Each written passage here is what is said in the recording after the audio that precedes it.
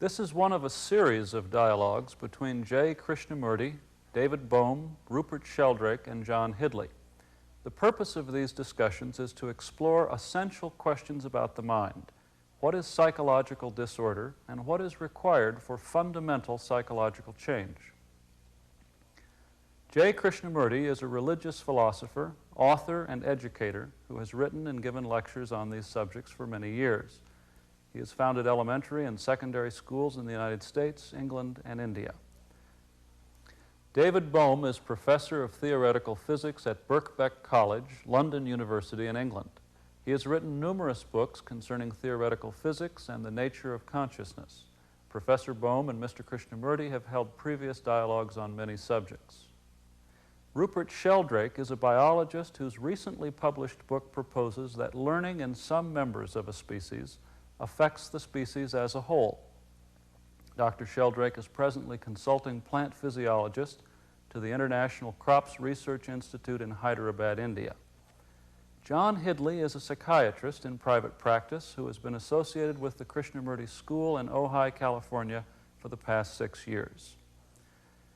In the culture, there are conflicting points of view about the proper approach to dealing with one's own or others' psychological problems. And the underlying principles from which these approaches are drawn are in even greater conflict.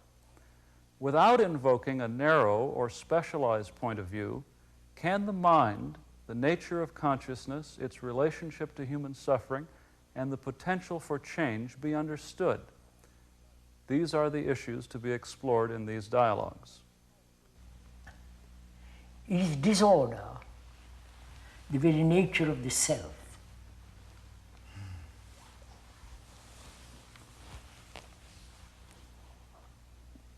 Why do you say that? Why do you ask that? Is it the nature of the self? Isn't the self, the me, the ego, Yeah. whatever word we like to use, isn't that divisive?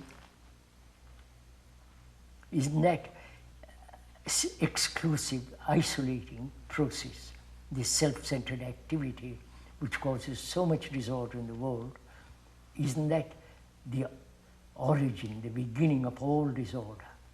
The origin being selfish activity. Yeah, self-centered activity at all levels of life. Yes, and certainly that's the way in which the patient comes in. He's concerned about his depression. Yes. Or his fear. His fulfillment, his joy, his suffering, his Yes. agony, and so on. It's all self-centered. Yes. So I'm asking, if I may, is not the self the beginning of all disorder? The self, I mean, the egotistic attitude towards life, this sense of individual emphasis on the individual, his salvation, his fulfillment, his happiness, his anxiety, and so on and so on. Well, I don't know that it's the source of the thing. It's certainly the way he experiences it and presents it. He presents it as his. Yes, but I mean, if you go all over the world, it is the same expression. It is the same way of living. Uh-huh. They're all living their own personal lives, unrelated to another. Though they may be married, they may do all kinds of things, but they're really functioning from an isolated center. And that center, that self, is the source of the difficulty in the relationship, and the difficulty that creates the symptoms. And I wonder if the psychologists have tackled that problem.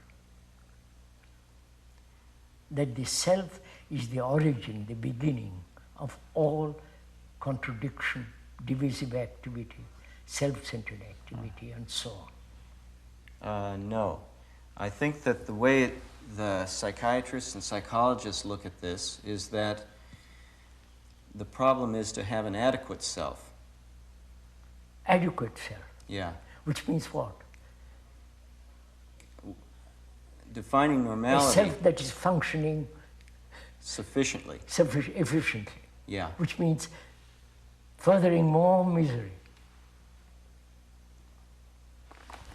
Won't Well, I don't feel that the psychiatrist would necessarily agree with you that, on that last point, that they might feel that a proper or properly organized self could get together with other properly organized selves and make an orderly society. Yes. And you're saying, as I understand it, something quite different. Yes. Which is that But no self can do it. No structure of the self can make order. that's right. Right. The very nature of the self must intrinsically bring disorder. Yes, but I'm not sure this will be clear to, how can that be made clear, evident? Well, sorry, it seems to me that this is the context is even broader than that of psychology. Because in the world we have all sorts of things which are not human beings with selves. There are animals and plants and all the forces of nature and all the stars and so on. Now we see disorder in nature too. It may not be consciously experienced. And a cat that's suffering, or a lion that's suffering, or a mouse, or even an earthworm that's suffering may not come into a psychiatrist's office and say so. But the fact is that there seems to be disorder and conflict within nature. There are conflicts between forces of nature, inanimate things, earthquakes and so on. There are conflicts within the animal world. There are even conflicts within the plant world. Plants compete for light, and the bigger ones get higher up in the forest, and the smaller ones get shaded out and die.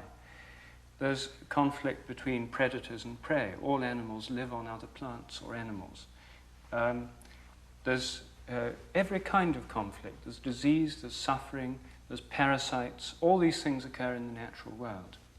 So is the context of psychological suffering and disorder something that's merely something to do with the mind, or is it something to do with the whole of nature, and the fact that the world is full of separate things, and that if we have a world which is full of separate things, and these separate things are all interacting with each other, that there's always going to be conflict in such a world? I was wondering, is it clear that there is that kind of disorder in nature, or would we say that disorder is only in human consciousness? Yes. That is what the phenomena that you have described. Are they actually disorder? That's a question we have to go into. Or what is the difference between the disorder in consciousness and whatever is going on in nature? I saw the other night on the television a cheetah chasing a deer, killing it. Would you consider that disorder? Well, I would consider that it involves suffering. Suffering, yes. So are we saying that it is natural in nature and in human beings to suffer, to go through agonies, to live in disorder? Yes. So what do you say to that, sir? Well, I think that's the way it's looked at by the therapists. To some degree, it's felt that this arises in the course of development, and that some people have it more than others, suffering.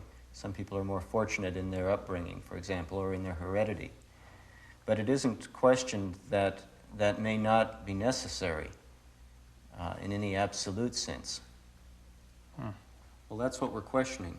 That's what I would like to question too. Yeah. Dr. Sheldrake says it is accepted. It's like that.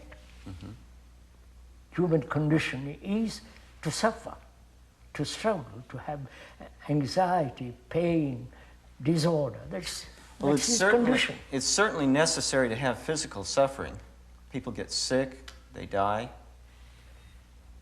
And we're wondering whether or not psychological suffering is analogous to that, or whether there's something intrinsically different about it. No, sir. I do question seriously whether human beings must inevitably live in this state. Mm-hmm. Everlastingly suffering, everlastingly going through this agony of life. Is that necessary? Is it right that they should?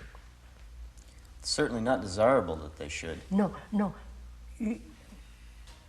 If we accept that it's inevitable, as many people do, then there is no answer to it. Mm-hmm. But is it inevitable? Well, physical suffering is inevitable. Yes. Illness, but death. Yes, sir. The physical suffering is old age, Yes. accidents, disease. Maybe we increase the physical suffering because of our psychological problems. That's it. That's it. So a mother bearing babies, she goes through terrible time delivering them. Strangely, she forgets that pain. She's the next baby. Another baby. In India, as you know, there are mothers have about 7 or 8 children. If they remember the first agony of it, they would never have children. I've talked to several mothers about it. They seem to totally forget it. It's a blank after suffering.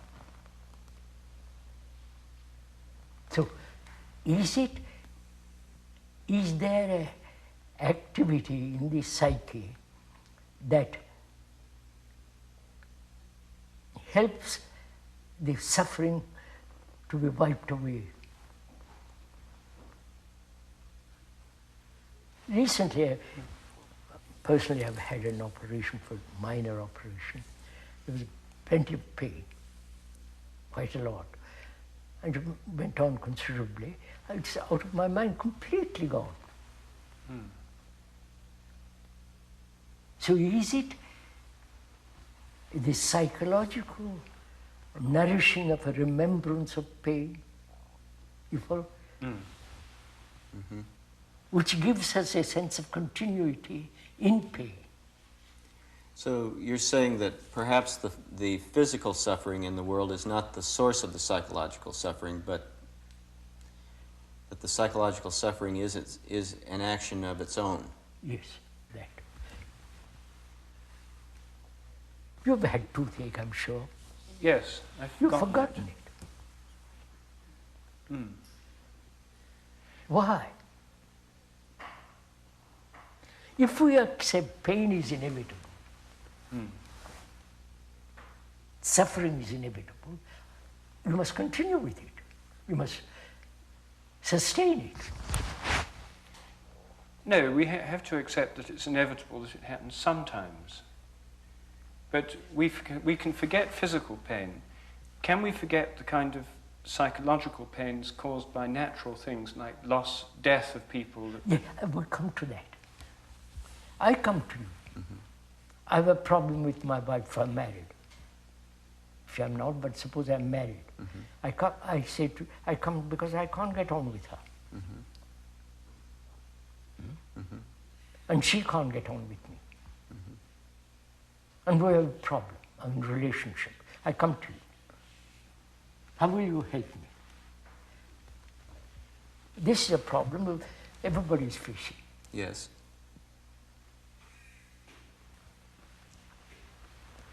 Either divorce or adjustment. And is that possible when each one wants to fulfill, wants to go his own way, pursue his own desires, his own ambitions, and so on? You're saying that the problem arises out of the fact that they each have their own interests at heart. No, it's not interest. It's like, so we are all terribly individualistic. Yes.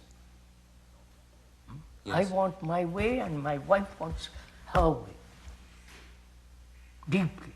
And we see that our needs are in conflict for some reason. That's all. Right away you begin. After the first few days or few months of relationship, pleasure and all that, that soon wears off and we are stuck. Okay, that's the same problem then with the mother raising this child and making it her toy. Her needs are in conflict with the needs of the child. And please, perhaps you go on. No. The mother, her mother was also like that. Yeah. And the whole world is like that, sir. It's not the mother.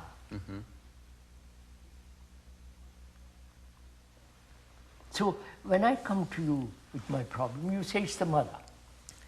No, I wouldn't say it's... I object to that. Yeah, I wouldn't say it's the mother. No, I'm just pushing it. Uh-huh. You're saying that it's a much broader problem than... Much deeper problem. Okay. Then the mother didn't put the baby on the right pot or something. That's Yeah. Right.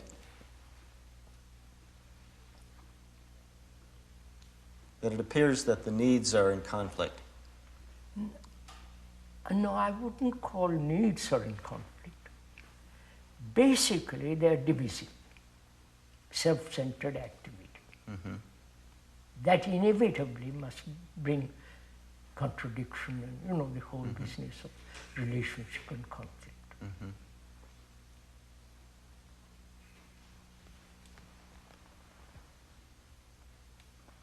Because each one wants his pleasure. There's self-centered activity on the part of the person who's raising the child or on the part of the person who is in the relationship, married.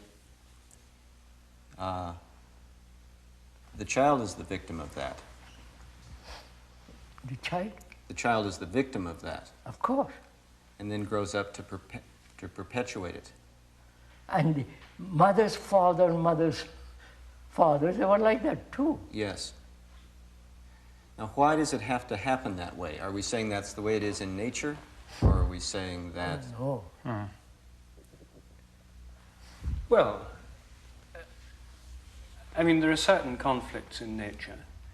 For example, among troops of gorillas or baboons, take baboons, or even chimpanzees. Mm-hmm. There's a conflict among the males. Often the strongest male wishes to monopolize all the attractive females. Now, some of the younger males want to get in on the act as well. Mm-hmm. They try going off with these females, and this younger male will fight them and beat them off. So they'll be kept out of this. This selfish activity of this one male keeps most of the females to himself. The same occurs in red deer, where the stag will monopolize the females. Now, these are examples of conflict in the animal kingdom which are quite needless. There'd be enough food for these hens without pecking each other. Now, these are not exceptions. We can find this kind of thing throughout the animal kingdom.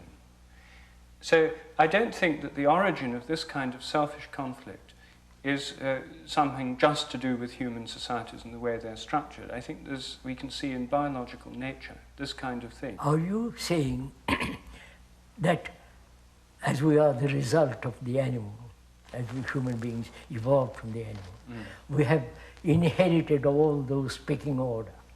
Yes, I think we've inherited a lot of animal tendencies from our animal forebears. And I think that many of these show up in these psychological problems. Yes, but is it necessary that we should continue that way?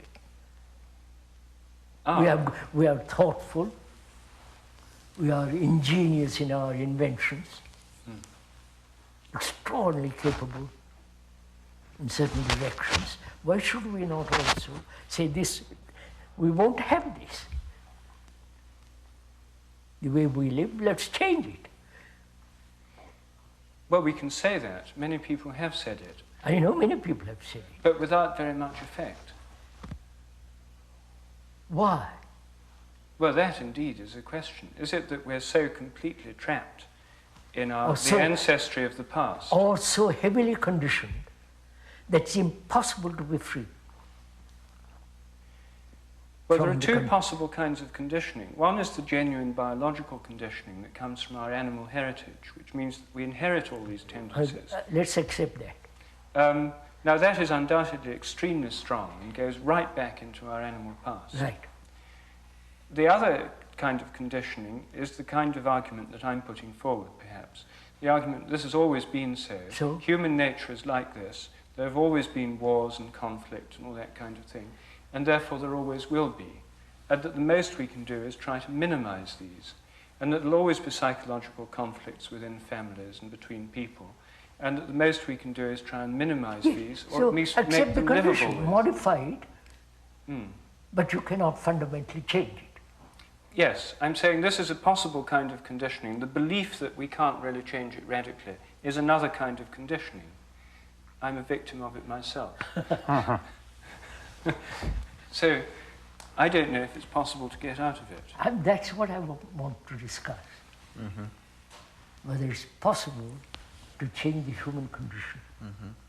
and not accept it.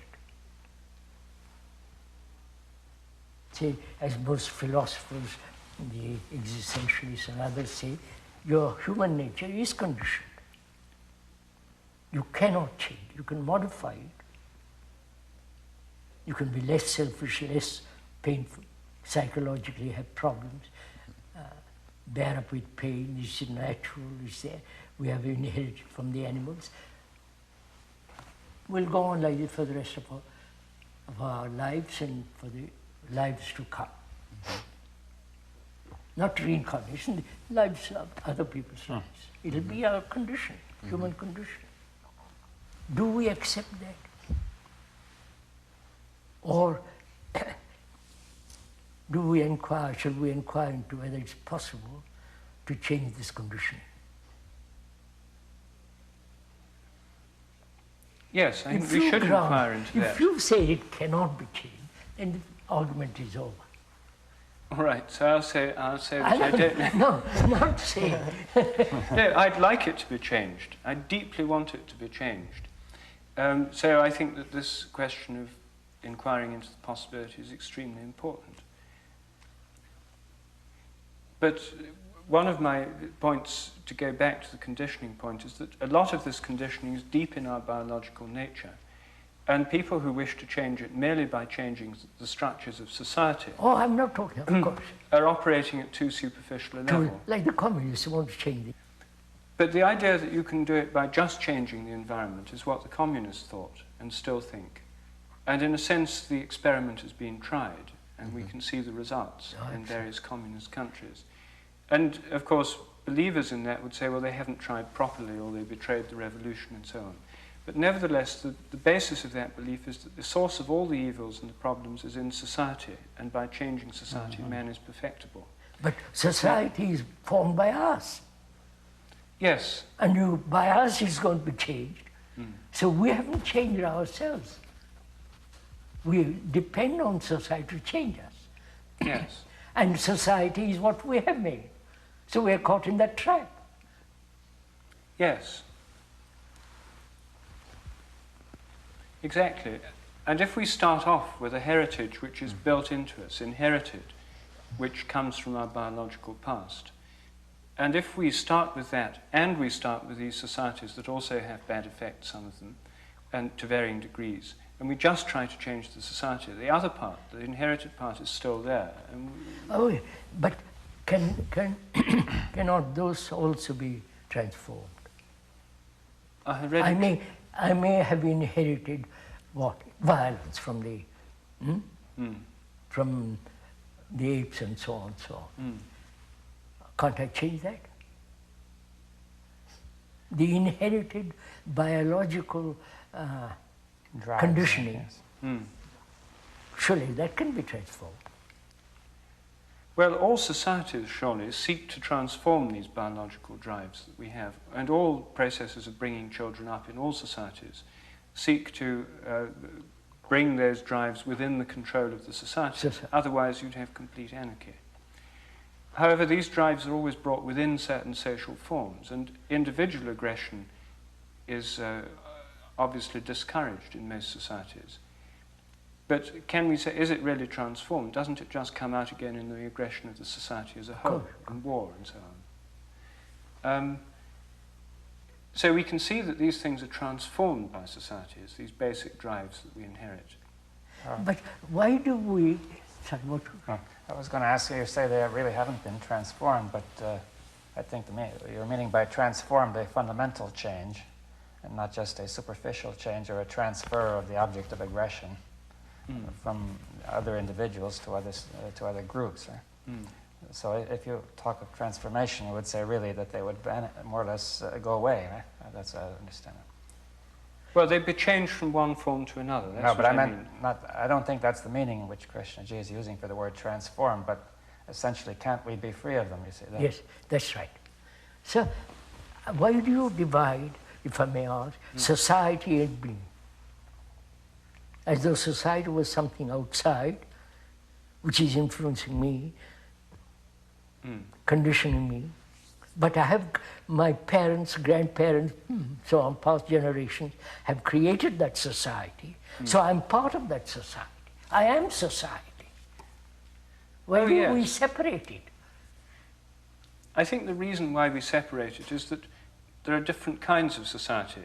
If I'd been born in India instead of in England, I would have grown up in a very different way, with a different set of attitudes.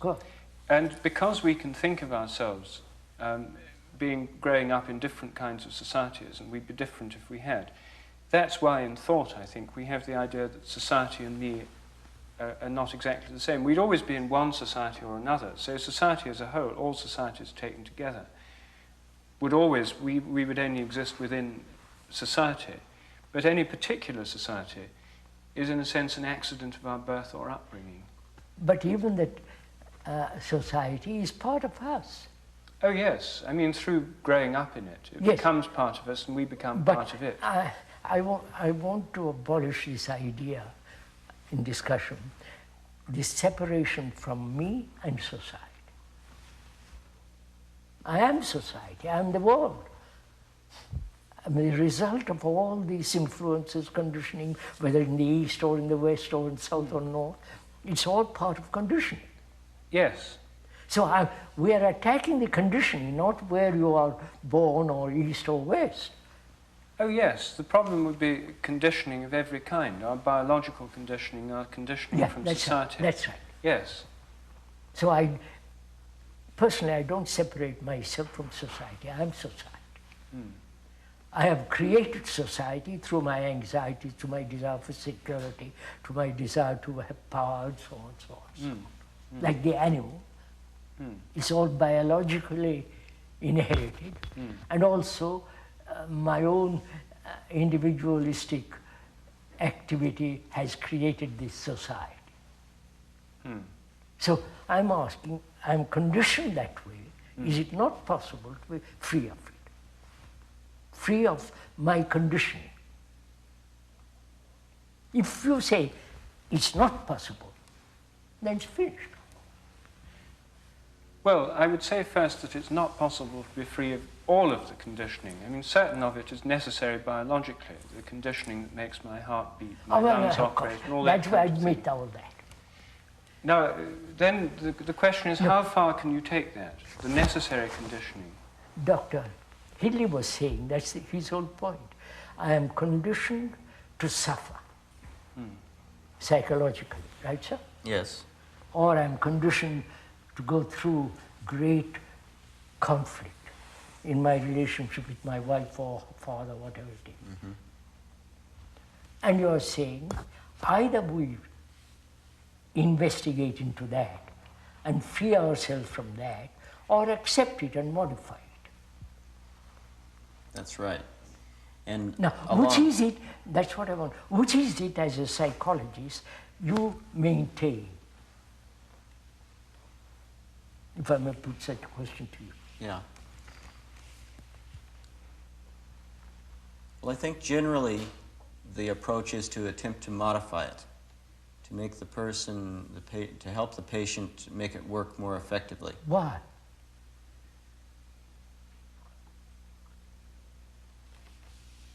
I hope you don't mind my asking this question. No, I think that part of the reason for that is that it's seen as biological and therefore fixed. A person is born with a certain temperament. His drives are the drives of the animal. And I think also because it isn't clear to therapists that the problem can be dealt with as a whole. The problem seems, it is clear that it can be dealt with as particulars.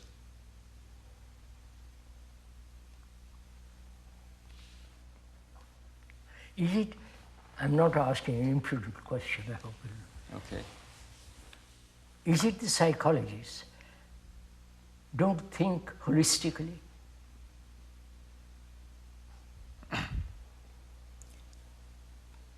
Are only concerned with solving individual problems? Yes, they are concerned with solving individual problems. So therefore they're not thinking human suffering as a whole. Right. A particular suffering of X who is very depressed. Right. For particular reasons. For particular reasons. Right. We don't inquire into what is depression, why human beings all over the world are depressed.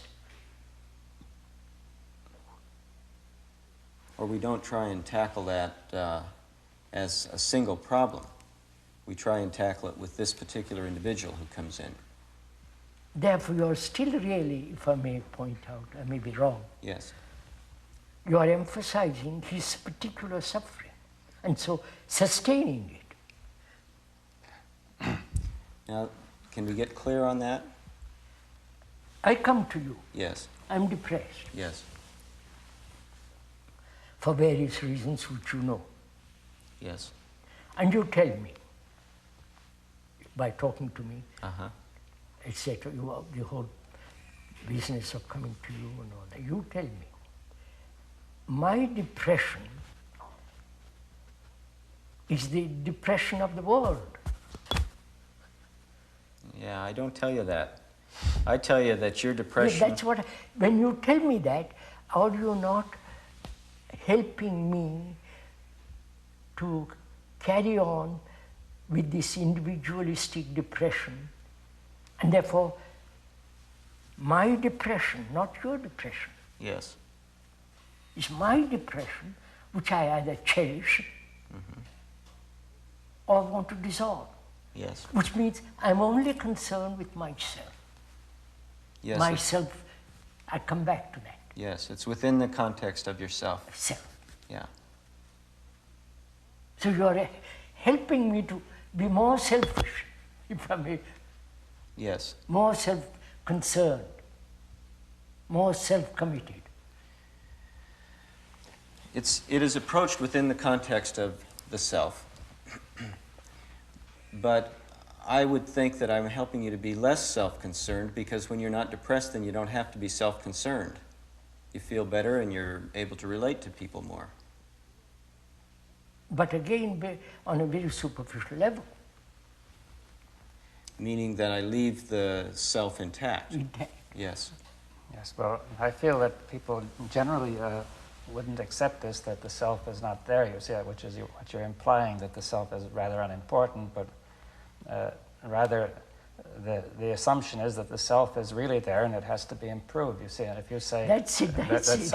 a certain amount of self-centeredness, people would say is normal, Yes, sir. it's only to keep it within reason, right? Right. Now Modify selfishness, right? Continue with selfishness, Yes. but still go slow. But I think you're saying something which Right. is very radical then, because very few people have entertained the notion of no self-centeredness. That's it. That's right. It isn't entertained. Maybe a few, but Yeah. For biological reasons and because of the universality of the phenomenon, well, and because it isn't even seen as relevant, really. I think most people feel that's the only way things are, and that's the only way. Yeah. That means status quo, modified status quo. Yeah. Yes. To me, that seems so irrational.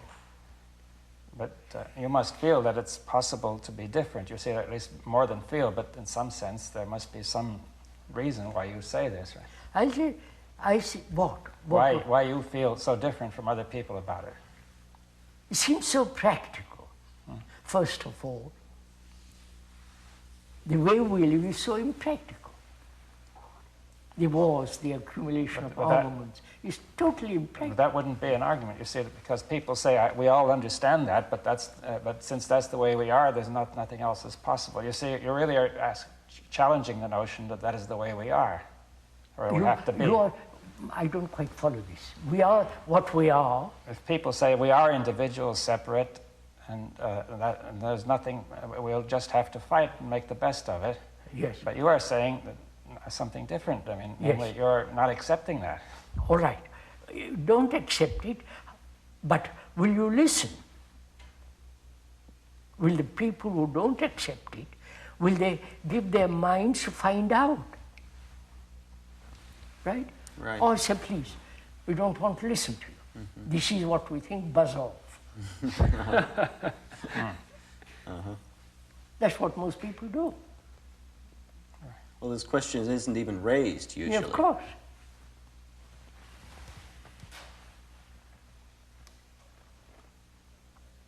Now, why do you think that the selfish activity isn't necessary? I don't know, sir. First of all, do we accept the condition that we are in? Do we accept it?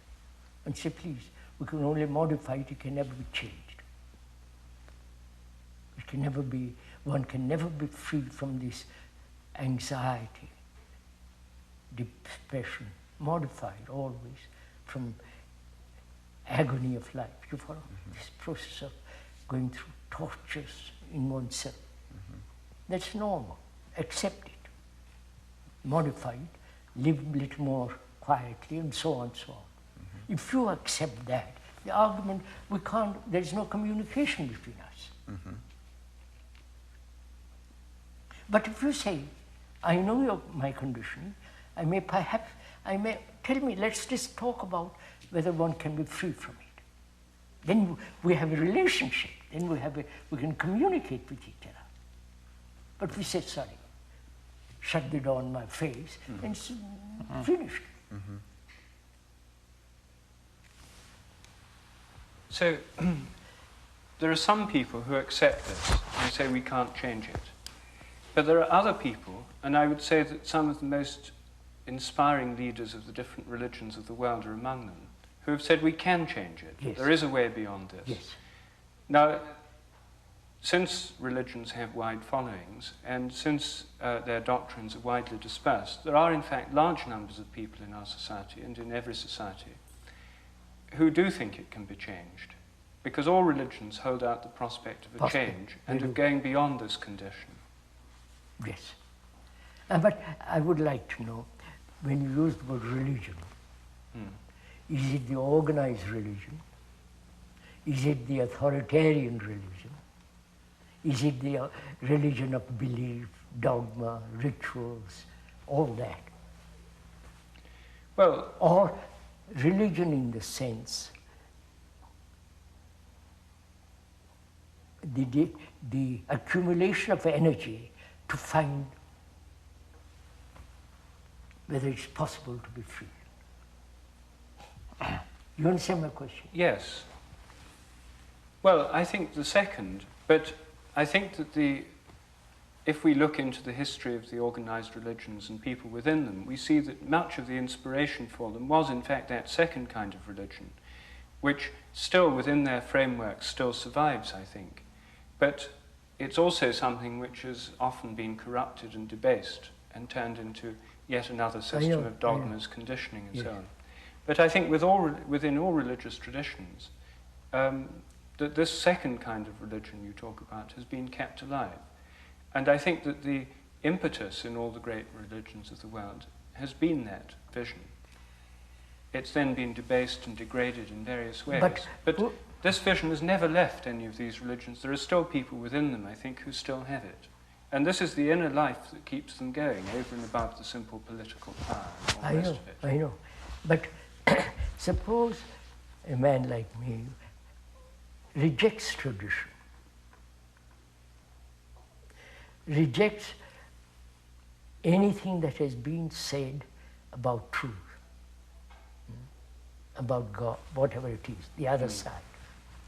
I don't know. The other people say, yes, we have this and that. So how am I, as a human being who has really rejected all this? Tradition, the people who have said there is, And the people who have said that's all nonsense. People who have said we have found that it is, and so on, so on. If you wipe all that out and say, look, I must find out. Not as an individual. Can I find, can this truth or this bliss, this illumination, can come without depending on all that.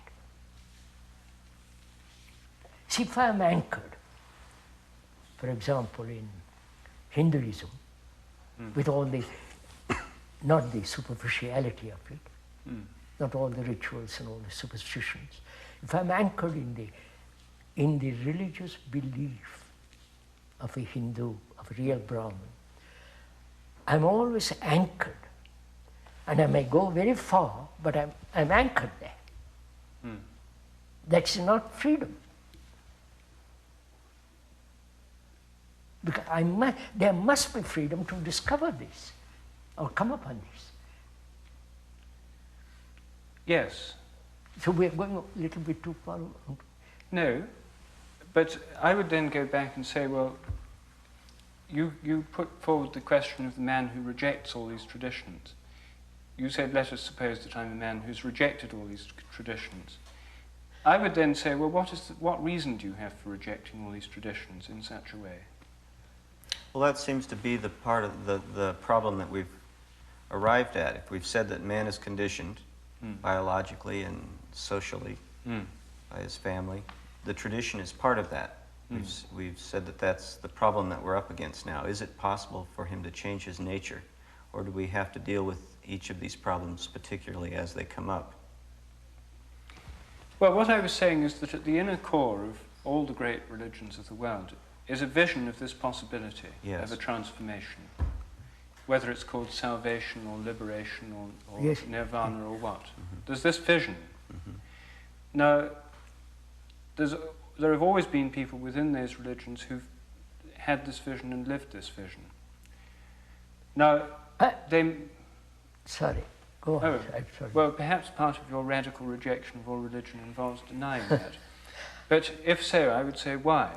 Why should we be so radical as to deny? I question whether they really, I may be sacrilegious, I may be an infidel, non-believer. I wonder if I am anchored to a certain organized belief, whether I can ever find the other. If I am a Buddhist, for example, I believe that the Buddha is my savior. Suppose I believe that. And that has been told to me from childhood. My parents have been Buddhists and so on, so on, so on. And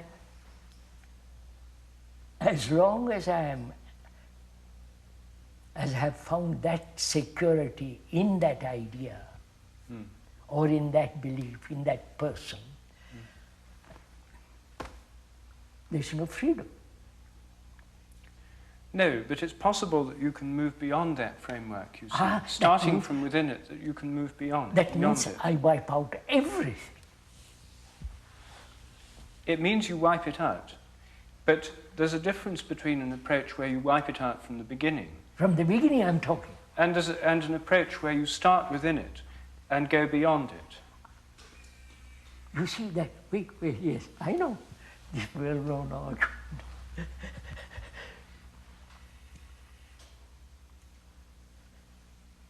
Which is important, breaking down all the barriers at the beginning, not at the end.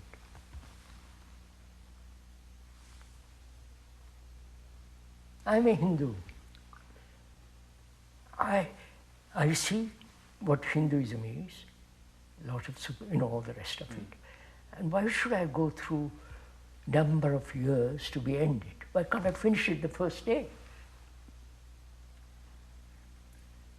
Because I think you'd have to reinvent and rediscover for yourself a great many things that you would be able to get through more quickly if you didn't. No, his question is, I am a living human being in relationship with him or with her. In that relationship, I'm in conflict.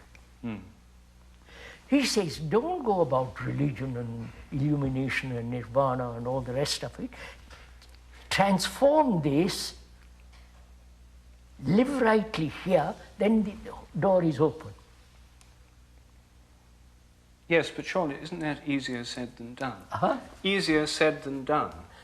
I mean, I know it's easier said than done, therefore, let's find out.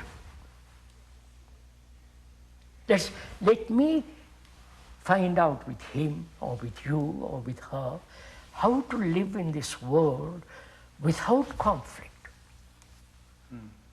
Right, sir? That's what we're asking. Can I find out? Or is that impossible? We don't know. No, therefore we start, we don't know. Okay. So let's inquire into that. Because if my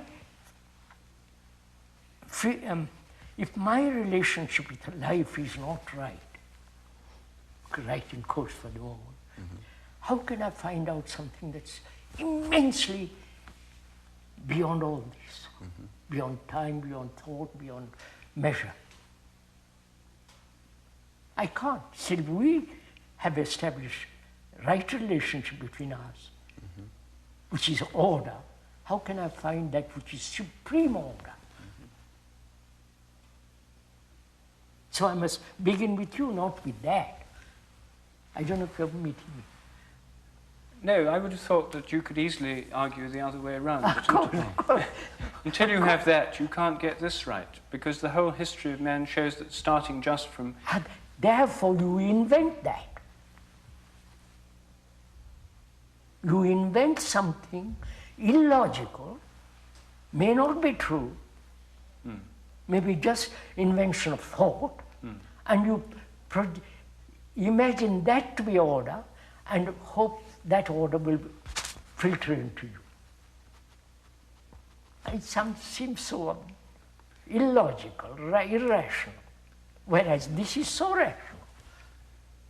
But is it possible? That is it. Let's find out. But you've now completely reversed your argument to start with, you see. He started with the patient coming to the psychiatrist's office who wants to get his relationships right, get the human relationships out of this state of disorder and conflict into something that's more I am tolerable. not sure this way, forgive me, doctor, if I'm blundering into where the angels fear to tread. Okay. I question whether I'm doing right. But they're doing just what you said now, starting with the relationship and But not going to these bigger I agree. questions. Whether they are really concerned with bringing about a right relationship between human beings, fundamentally, not superficially, just to adjust themselves for the day. I don't think that you're denying that larger questions are involved in that. You're just saying that we shouldn't invent ideas about what a solution would be like. Yes. I come to you, sir, let's wait a minute. Okay. I come to you with my problem. Yeah. I cannot get on with somebody, or I'm terribly depressed, or something dishonest in me. I pretend. Yeah. I come to you. You are concerned to tell me, become more honest. But not find out what is real honesty.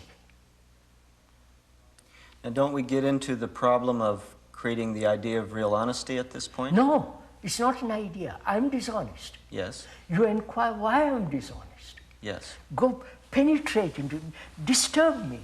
Don't pacify me. Yeah. Don't help me to say, but be a little more honest and a little more this or that. But shake me so that I find out what is real honesty is. Okay, that's... I may disturb I may break away from, you follow, from Yes. my conditioning, from my wife, from my parents, anything.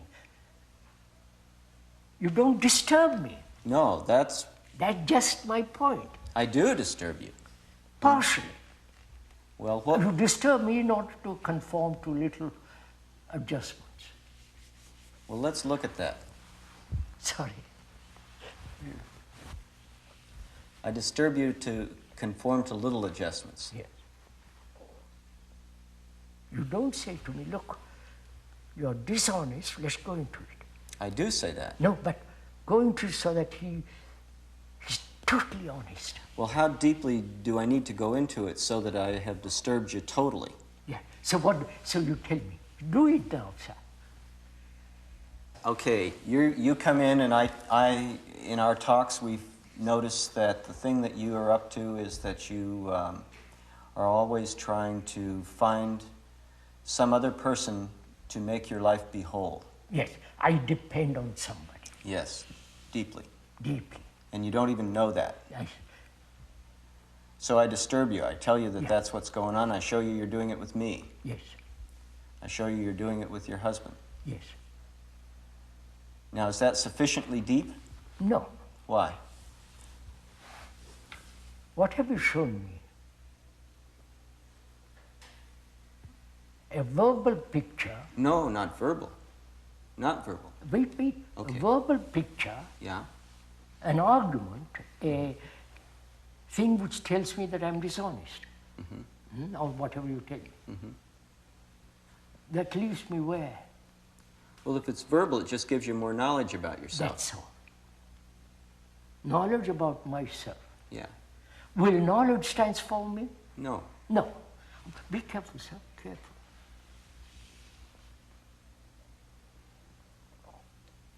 Then why do I come to you? Well, not so that I can give you knowledge. You come thinking that maybe somehow I have some answers because other people, because the society is set up Why so don't you tell me, boy, do it yourself, don't depend on me. Go into it. Find out. Stir. Okay, I tell you that. I tell you, go into it yourself. And you say to me, I can't do I it. don't know what you're talking about. That's just it. Yeah. So how will you help me to go into myself and not depend on you? You understand my question? Yes. Please, I'm not the stage. The only actor.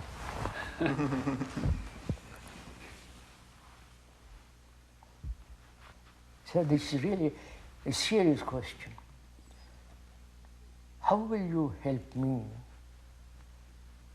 to go into myself so deeply that I understand and go beyond? You follow what I mean? No, I don't follow what you mean. I understand how to help you go into it without depending on me. I don't want to depend on you. I don't want to depend on anybody. Okay, I can help you do that. We can discover together that you're depending on me, but I don't know how deeply this has to go. So you have to inquire into dependence. Okay? Why am I depending? Security. Yeah. Where is security? Is there such a thing as security? Well, I have these experiences as I grew up that taught me what security is. Yes, which is what? A projected idea, Yes. a principle, Yeah. a belief, a faith, a dogma, or an ideal, which are all projected by me or by you, and I accept those. But they are unreal. Okay. So can I push those away? Yes. And then you're not depressed. I'm dependent, and therefore I get angry, jealousy, all the rest of it. That dependence makes me attached, and that attachment is more, in that attachment there's more fear, there's more anxiety, there's more, you follow? Yes. So, can you help me to be free or find out what is true security? Is there a deep, abiding security? not in furniture, not in a house, not in my wife or in some idea. Found deeply, is there such thing as complete security? Sorry, I'm taking all this.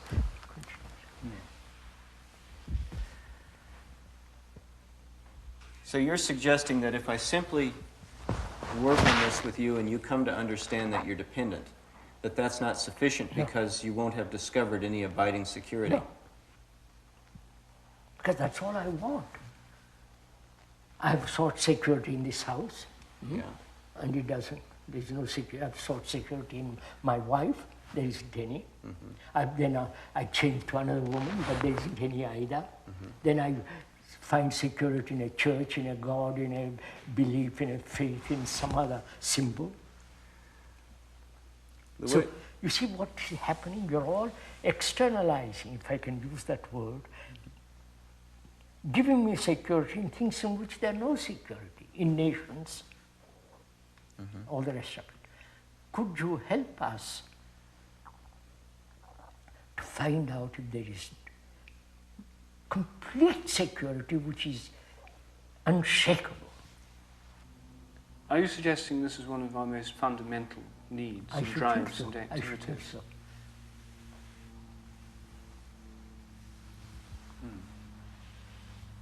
So indeed it's a fundamental question as to whether this sense of abiding, unshakable security is possible. Yes. Because if once you have that, there is no problem anymore. Well, this isn't clear because then is it the individual that has that? No. Individual can never have that security because he is in himself divisive.